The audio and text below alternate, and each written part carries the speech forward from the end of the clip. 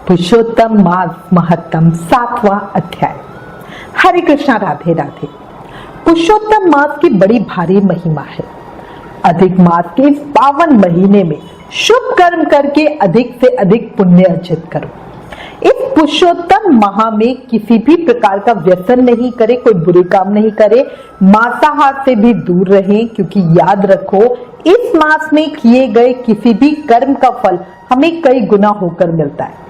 अच्छे कर्म करोगे तो वो भी कई गुना होकर मिलेंगे और बुरे कर्म करोगे तो वो भी कई गुना होकर ही मिलेंगे, याद रखना।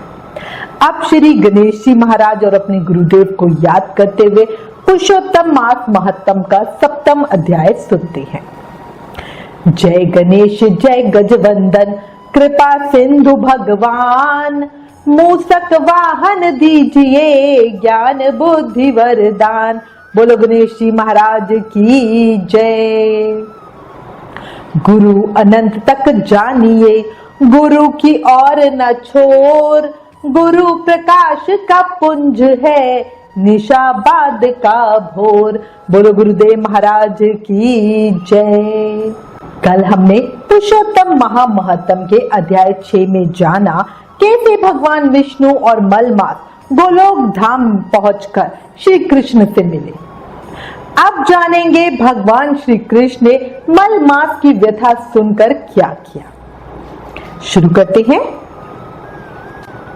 अन्य ऋषियों के प्रश्न पूछने पर श्री सूत जी बोले, हे तपोधन, आप लोगों ने जो प्रश्न किया है वही प्रश्न नारद जी ने श्री नारायण से किया था।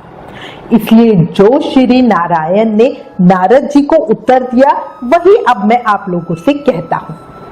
नारद ने श्री हरि से पूछा, हे भगवान, श्री विष्णु जी ने श्री कृष्ण से अधिक मास का अपार दुख निवेदन करके जब मौन धारण किया, तब हे बद्रीपति, श्री पुरुषोत्तम ने क्या किया? आप सब बात मुझसे कहिए। इस पर श्री नारायण नारद जी को बोले, हे वत्स, गोलोकनाथ श्री कृष्ण ने श्री विष्णु के प्रति जो कहा वो अत्यंत गुप्त है, परंतु भक्त, आसक्ति, सेवक, दम्भ रहित अधिकारी पुरुष को सब बताना चाहिए। इसलिए मैं तुम्हें सब कहता हूं, ध्यान से सुनो।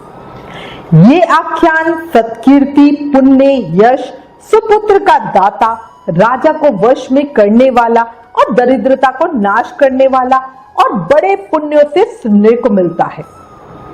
जिस प्रकार इसको सुने उसी प्रकार अनन्य भक्ति से सुनते हुए कर्मों को करना भी चाहिए।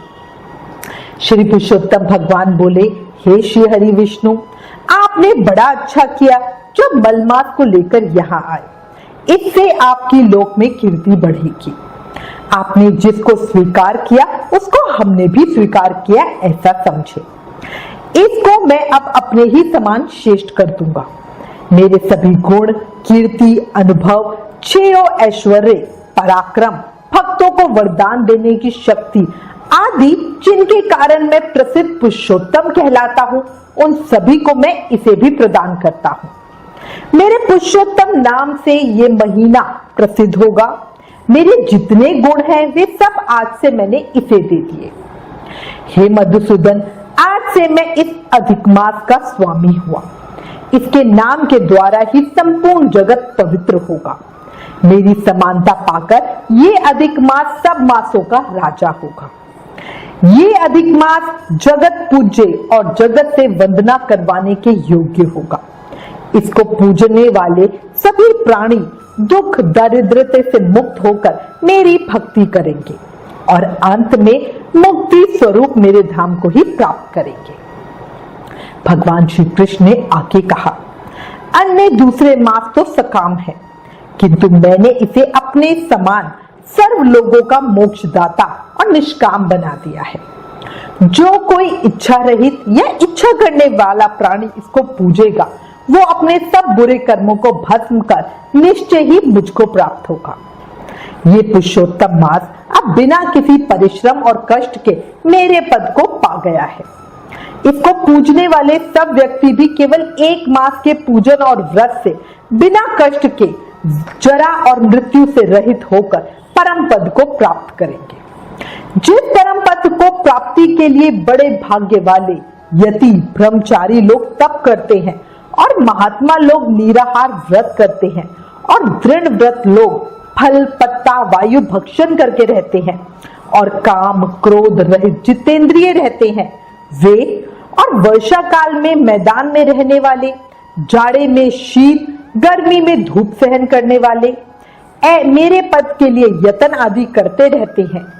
हे गरुण ध्वज, तब भी वो मेरे अव्यय परम पद को नहीं प्राप्त होते, किंतु विधि एवं श्रद्धा पूर्वक जो इस पुरुषोत्तम मास को पूजेगा वो अपने परिवार सहित मुझे निश्चय ही प्राप्त करेगा। मुझे प्राप्त कर तो जन्म मृत्यु आदि व्याधि एवं जरा आदि सभी से मुक्त होकर एक संसार में जन्म नहीं लेगा। ये अधिक मास व्रत संपूर्ण साधनों में शेष साधन है और समस्त कामनाओं के फल की सिद्धि को देने वाला है। अतः इस पुरुषोत्तम मास का व्रत सबको करना चाहिए। हल से खेत में बोए हुए बीज जैसे करोड़ों गुना बढ़ते हैं, ऐसे ही मेरे पुरुषोत्तम मास में किया हुआ पुण्य करोड़ों गुना अधिक होता है। कुछ चातुर्य मास के व्रत यज्ञों द्वारा स्वर्ग में जाके वहां के भोगों को भोग कर वापस पृथ्वी पर आते हैं, परंतु जो पुरुष आदर से विधि पूर्वक अधिक मास का व्रत करता है वे अपने समस्त कुल का उद्धार कर मेरे में मिल जाता है, इसमें संशय नहीं है। मेरे परम धाम को वेद वे धाम बतलाते हैं जहां से फिर आना नहीं होता, ये पूर्णतः सत्य है। मैं स्वयं इस मास का स्वामी बना हूं और इसे मैंने ही प्रतिष्ठित किया है। मेरा पुरुषोत्तम नाम भी इसको प्राप्त हुआ। कभी कभी मेरे भक्तों का अपराध भी गणना में आ जाता है, परंतु पुरुषोत्तम मास के भक्तों का अपराध मैं कभी नहीं गिनूंगा। हे श्री विष्णु, भक्तों की पूजा मुझे प्रिय है। मेरी आराधना से मेरे भक्तों की आराधना करना मुझे अधिक प्रिय है। मेरे भक्तों की कामना पूर्ण करने में मुझे कभी देर भी हो जाती है, किंतु मेरे मास के जो भक्त हैं उनकी कामना पूर्ण करने में मुझे कभी भी विलंब नहीं होता। मेरे मास के जो भक्त हैं वो मुझे अत्यंत प्रिय है। जो मनुष्य इस अधिक मास में जप दान नहीं करते वो महामूर्ख है, और जो पुण्य कर्म रहित प्राणी स्नान भी नहीं करते और देवता तीर्थ द्विजों से द्वेष करते हैं वो दुष्ट अभागी और दूसरे के भाग्य से जीवन चलने वाले होते हैं। जिस प्रकार खरगोश के सींग कदापि नहीं होते, वैसे ही अधिक मास में स्नान आदि न करने वालों को स्वप्न में भी सुख प्राप्त नहीं होता। जो मूर्ख मेरे प्रिय मलमास का निरादर करते हैं और मलमास में धर्म आचरण नहीं करते वो सर्वदा नरकगामी होते हैं। प्रति तीसरे वर्ष पुरुषोत्तम मास आने पर जो प्राणी धर्म नहीं करते वो कुंभी पाक नरक में गिरते हैं और इस लोक में दुख रूप अग्नि में बैठे स्त्री पुत्र पौत्र आदि द्वारा उत्पन्न बड़े भारी दुखों को भोगते हैं। जिन प्राणियों को ये मेरा पुण्यतम पुरुषोत्तम मास अज्ञान से व्यतीत हो जाए वो प्राणी कैसे सुखों को भोग सकते हैं। जो भाग्यशालिनी स्त्रियां सौभाग्य और पुत्र सुख चाहने की इच्छा से अधिक मास में स्नान दान पूजन आदि करती हैं, उन्हें सौभाग्य संपूर्ण संपत्ति और पुत्र आदि ये अधिक मास देता है। जिनका यह मेरे नाम वाला पुरुषोत्तम मास दान आदि से रहित बीत जाता है उनके अनुकूल मैं नहीं रहता और ना उन्हें पति सुख प्राप्त होता है। भाई पुत्र धन आदि का सुख तो उन्हें स्वप्न में भी दुर्लभ है। अतः सब मनुष्यों को मेरे इस मास में स्नान पूजा जप आदि करना और विशेष करके शक्ति के अनुसार दान अवश्य ही करना चाहिए।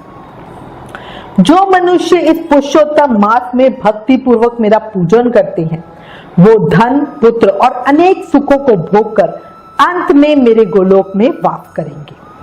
मेरी आज्ञा से सब मनुष्य मेरे अधिक मास का पूजन करेंगे। मैंने सब मासों से उत्तम मास इसे बनाया है, इसलिए अधिक मास की चिंता त्याग कर हे रमापते आप इस अतुलनीय पुरुषोत्तम मास को साथ लेकर अपने बैकुंठ जाइए। श्री नारायण बोले, इस प्रकार भगवान श्री कृष्ण के मुख से रसिक वचन सुनकर श्री विष्णु अत्यंत प्रसन्नता पूर्वक उस नलमास को अपने साथ लेकर नूतन जलधर के समान श्यामवर्ण भगवान श्री कृष्ण को प्रणाम कर गरुड़ पर सवार हो शीघ्र बैकुंठ के लिए चल दिए। इति श्री पुरुषोत्तम मास महत्तम में अधिक मास ऐश्वर्य प्राप्ति नामक 7वां अध्याय संपूर्ण। आगे की कथा कल सुनेंगे। याद रखो, कर्मों का सब खेल है, ये लौट कर आएगा। जो आज तुझे रुला रहा है कल कोई और उसे रुलाएगा। इसलिए सब कुछ कान्हा पर छोड़कर अपने कर्मों की चिंता करो और गलती से भी कोई बुरे कर्म मत करो। एक और बात बताऊं, जीवन क्षणभंगुर है, अभी है, अगले पल नहीं। मौत को सदा याद रखो और अपने अनमोल जीवन को व्यर्थ मत जाने दो। पृथ्वी लोक को दुखालय या मृत्यु लोक कहते हैं। यहां से मुक्ति पाने का सिर्फ एक उपाय है, ज्यादा से ज्यादा नाम जाप करो, क्योंकि कलयुग केवल नाम धारा। कलयुग में सिर्फ नाम जाप करके ही कृष्ण की भक्ति, शक्ति, मुक्ति सब पाया जा सकता है। इसलिए प्रेम से, मन से, भाव से हर समय, हर पल, हर सांस के साथ जाप करते रहो। हरे कृष्ण कृष्ण कृष्ण हरे हरे, हरे Ram Ram Ram Hare Hare. Please in videos को ज्यादा से ज्यादा शेयर करके पुरुषोत्तम मास के प्रभाव को सबको बताओ। सेवा प्रचार करना भी एक बड़ी सेवा है। Please like, share and subscribe. Thank you. Hare Krishna.